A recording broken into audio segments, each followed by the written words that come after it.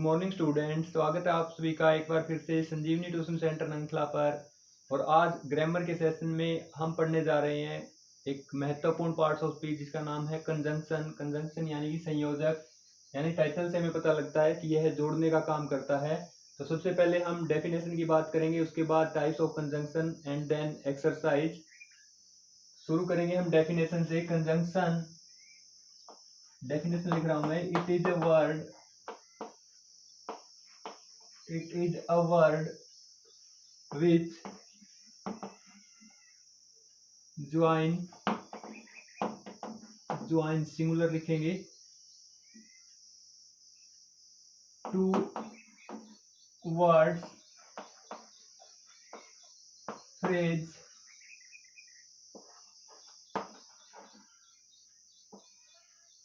clauses and sentences। यानी कि conjunction है एक ऐसा शब्द है, it is a word which joins two words, phrase, clause and sentences.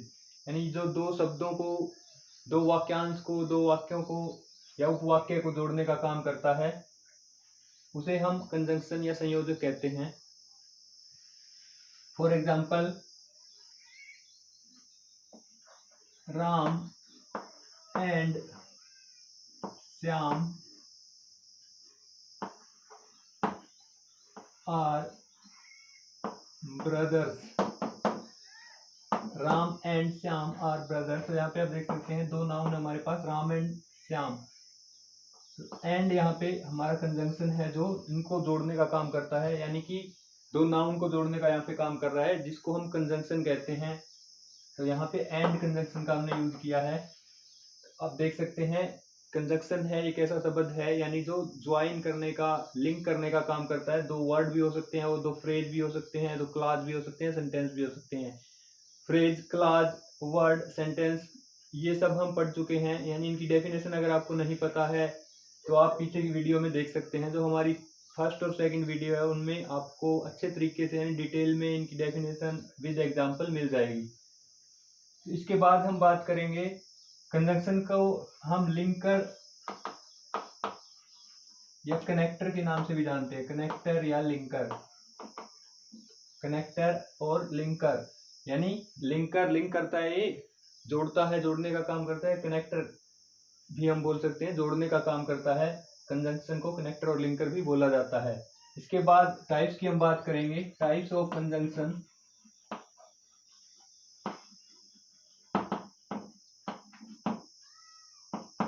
संयोजक के प्रकार। There are 3 types of conjunction,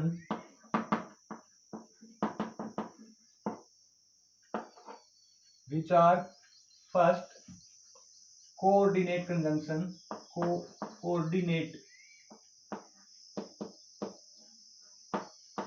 conjunction,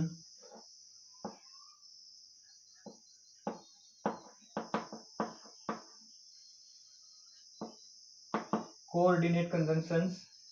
यानी यहाँ पे आप डेफिनेशन भी लिख सकते हैं कि these conjunctions which joins two words, phrase और clause of the same kind, यानी एक जैसे, एक प्रकार के ही शब्दों को, वाक्यों को जोड़ता है, उसे हम बोलते हैं कोऑर्डिनेट कंजंक्शन। समन्वय बोलते हैं हिंदी में कोऑर्डिनेट को, समन्वय, समन्वय। कोऑर्डिनेट कंजंक्शन एक ही तरह के, यानी यहाँ पे जैसे हम देखा था दो नाउन, दोनों साइड में नाउन है, तो एक ही तरह के जो वर्ड है उनको ये जोड़ने का काम करता है। तो ये भी हमारा क्या है, कोऑर्डिनेट कंजंक्शन है। कोऑर्डिनेट कंजंक्शन की डेफिनेशन हमने बताई है, आप लिख सकते हैं। इसके अलावा एग्जाम्पल की बात करें, कोऑर्डिनेट कंजंक्शन का एग्जाम्पल आप लिख सकते हैं। वॉक फास्ट, वॉक फास्ट और you will miss the train। walk fast or you will miss the train। walk fast or you will miss the train, यानी यहाँ पे हमने जोड़ा है और से, और हमारा कंजंक्शन है जिससे हमने दो सेंटेंस को जोड़ा है, वॉक फास्ट और you will miss the train, यानी कि अगर या तो आप तेजी से चलो, भाग करके जाओ, या फिर अन्यथा हम बोल सकते हैं जो तुम्हारी ट्रेन है वो मिस हो जाएगी, निकल जाएगी। तो यहाँ पे आप देख सकते हैं कोऑर्डिनेट कंजंक्शन होते कौन कौन से है। यहाँ पे मैं लिखने जा रहा हूँ, कोऑर्डिनेट कंजंक्शन होते हैं हमारे पास एंड, बट, येट, और, नॉर, फॉर। ये हमारे पास कोऑर्डिनेट कंजंक्शन होते हैं। And so etcetera, and, but, yet, और, नॉर, फॉर, सो एक्सेट्रा, ये सभी हमारे पास कोऑर्डिनेट कंजंक्शन है। यानी कंजंक्शन कौन कौन से होते हैं यहाँ पे आप देख सकते हैं, और कंजंक्शन का हमने यहाँ पे यूज किया है, तो ये कोऑर्डिनेट कंजंक्शन हमारे यहाँ पे कंप्लीट होता है। इसके बाद कोऑर्डिनेट कंजंक्शन हमने पढ़ा है, इसके बाद बात करेंगे second types of conjunction, that is correlative. Correlative conjunction, correlative conjunctions. यहाँ पे आप देख सकते हैं कोरिलेटिव यानी कि सहसंबंध, सहसंबंध सूचक संयोजक हम बोलते हैं इसको, कोरिलेटिव कंजंक्शंस। तो यहाँ पे डेफिनेशन में आप लिख सकते हैं कि the conjunction which are used in pairs, यानी ये जोड़े में, पेयर में यूज होते हैं, उन्हें हम बोलते हैं कोरिलेटिव कंजंक्शन। और कौन कौन से होते हैं यहाँ पे आप लिख सकते हैं, ईदर और, neither, nor, too, as, both, and. इसके अलावा ऑल्दो और येट बोलते हैं हम, ऑल्दो और येट, दो येट बोल सकते हैं, एक्सेट्रा। ये सभी हमारी कोरिलेटिव कंजंक्शन है। एग्जाम्पल से आप समझ सकते हैं, एग्जाम्पल लिखूंगा मैं, आइदर यू और your brother,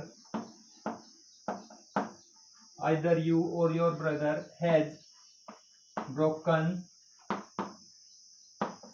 the window, window glass या विंडो हम बोल सकते हैं। either you or your brother, यानी either और ये हमारे क्या है, कोरिलेटिव कंजंक्शन है, correlative conjunctions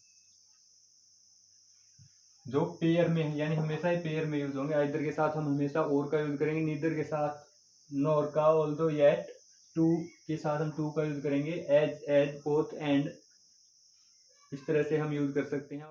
second correlative conjunction हो गया। अब हम बात करेंगे सब ordinate conjunction, third type, last type की बात करेंगे, सब ऑर्डिनेट कंजंक्शन।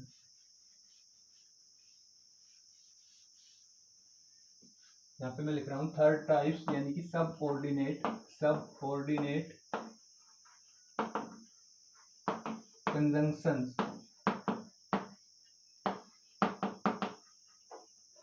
सब ऑर्डिनेट यानी कि उप प्रमुख या उप प्रधान हम बोल सकते हैं कंजंक्शंस।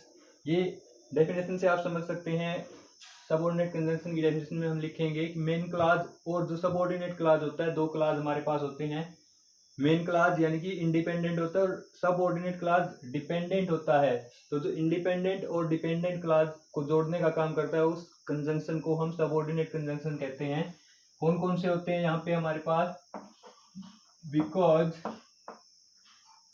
बिफोर,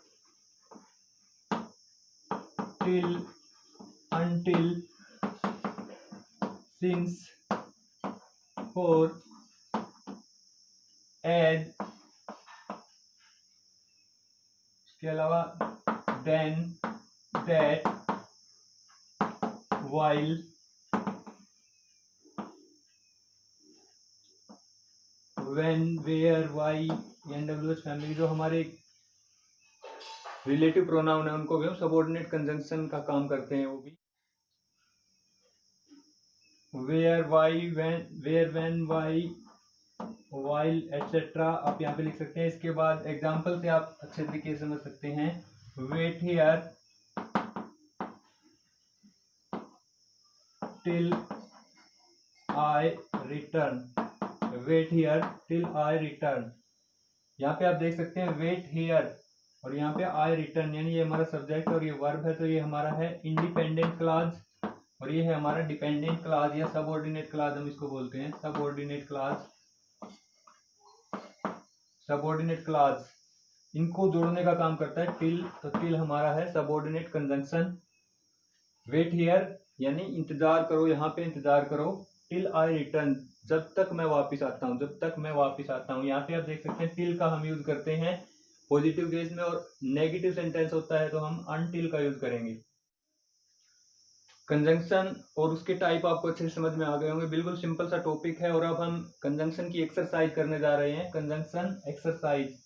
यानी यहाँ पे 8 सेंटेंस है, आप देख सकते हैं, और मैं एक एक करके पढ़ रहा हूँ, तब तक आप चूज कर सकते हैं अपना ऑप्शन, कौन सा ऑप्शन, यानी ब्रैकेट में से आपको चूज करना है कौन सा ऑप्शन सही होगा। उसके बाद आप मैच कर सकते हैं कि आपके कितने ऑप्शन सही है, यानी कितने सेंटेंस आपने 8 में से सही किए हैं। सो फर्स्ट सेंटेंस है he worked hard blank failed, he worked hard blank failed।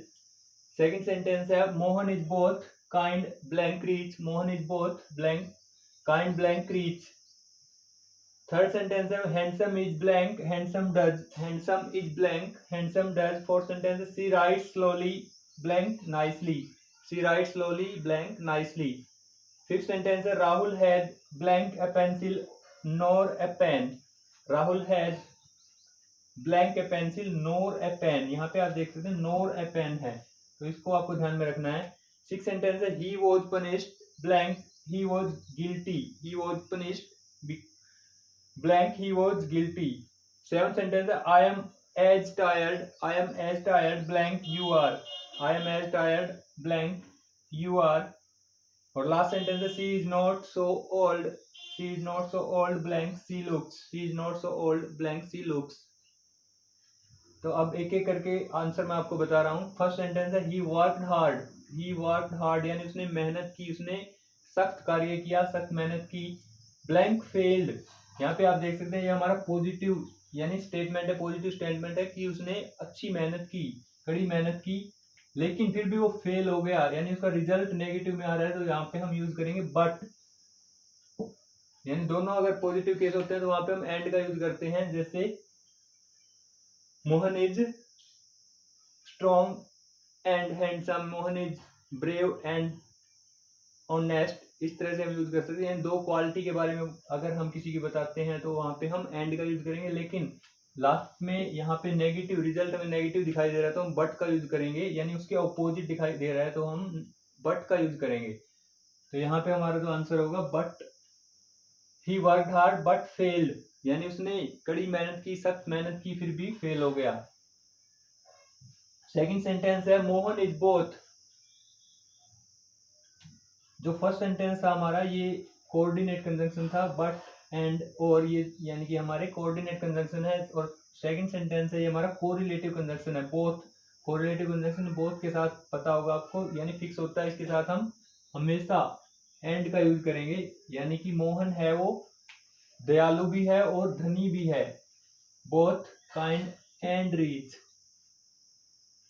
Third sentence आप देख सकते हैं handsome is blank handsome does, handsome is blank handsome does, ये एक प्रोवर्ब है, प्रोवर्ब। और दैट हमारा जो कंजंक्शन है वो है सबऑर्डिनेट कंजंक्शन, तो यहाँ पे हम यूज करेंगे दैट। हु और विच का यूज यहाँ पे नहीं होगा, दैट कंजंक्शन का यूज करेंगे हम। हैंडसम यानी खूबसूरत वही है जो अच्छे कार्य करता है, जो खूबसूरत कार्य करता है वही खूबसूरत होता है। फोर्थ सेंटेंस सी राइट स्लोली ब्लैंक नाइसली, सी राइट स्लोली ब्लैंक नाइसली, यहाँ पे भी आप देख सकते हैं, यहाँ पे एक यानी क्वालिटी के बारे में बताया गया, लेकिन नाइसली क्वालिटी है और ये इसके ऑपोजिट है, यानी वो स्लोली धीरे धीरे लिख रही है, लिखती है, लेकिन सुंदर लिखती है, अच्छा लिखती है, तो यहाँ पे भी ऑपोजिट क्वालिटी है तो हम बट का यूज करेंगे, see right slowly but nicely. इसके बाद फिफ्थ सेंटेंस है Rahul has blank a pencil nor a pen. Nor यहाँ पे आप देख सकते हैं नोर नहीं को दर्शाता है, राहुल के पास ना ही तो पेंसिल थी और ना ही पेन था, तो हम यहाँ पे यूज करेंगे neither, neither pencil nor pen. Rahul has neither a pencil nor a pen. ये भी हमारा कोरिलेटिव कंजंक्शन है, यानी पेयर में हम इनको यूज करते हैं। 6 सेंटेंस है, he was punished blank he was guilty. He was punished यानी उसको सजा दी गई। क्यों दी गई सजा? ही वॉज गिल्टी, तो यहाँ पे हम यूज करेंगे रीजन के लिए, हम यूज करेंगे बिकॉज यानी उसे सजा दी गई क्योंकि वो दोषी था। बिकॉज ही वॉज गिल्टी, वह दोषी था, क्योंकि वह दोषी था। 7 सेंटेंस है, आई एम एज टायर्ड। यहाँ पे आपको देखना दोनों सेंटेंस में एज और सो, यानी कि यहाँ पे आप देख सकते हैं डिफरेंस क्या है दोनों सेंटेंस में। I am as tired blank you are, तो हम यहाँ पे यूज करेंगे as you are. As you are यानी मैं भी उतना ही थका हुआ हूं जितने तुम थके हुए हो। एज यू आर यानी तुम्हारे जितना ही मैं भी थका हुआ हूं। एज और एज ये भी हमारा कोरिलेटिव कंजंक्शन है।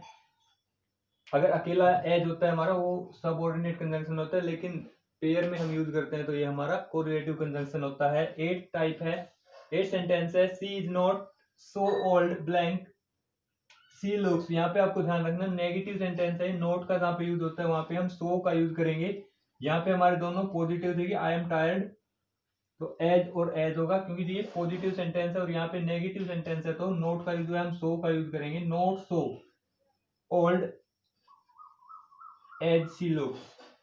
एज सी लुक यानी वह उतनी बूढ़ी नहीं है जितनी वह दिखाई देती है, वह उतनी बूढ़ी नहीं है जितनी वो दिखाई देती है।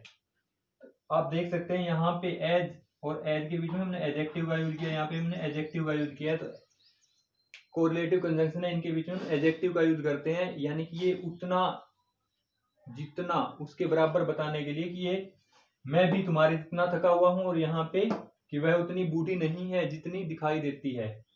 तो यहाँ पे आपको अच्छे से समझ में आ गया और कंजंक्शन का टॉपिक। उसके बाद लास्ट पार्ट ऑफ स्पीच रहता है हमारा इंटरजेक्शन।